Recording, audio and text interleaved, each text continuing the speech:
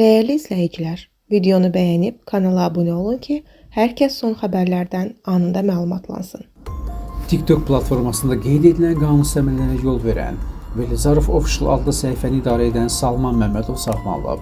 Xəbər verilir ki, onun barəsində İnzibati Xətalar Məcəlləsinin internet informasiya ehtiyatında və ya informasiya telekommunikasiya şəbəkəsində yayılması qadağan edilən informasiyanın yerləşdirilməsi maddəsilə protokol tərtib edilib. Müvafiq qərarla Salman Məmmədov inzibati qaydada həbs edilib.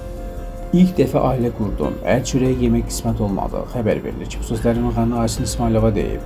Rəngarəng verilişinə qonaq olan Aysun kişi-qadın münasibətlərindən danışır.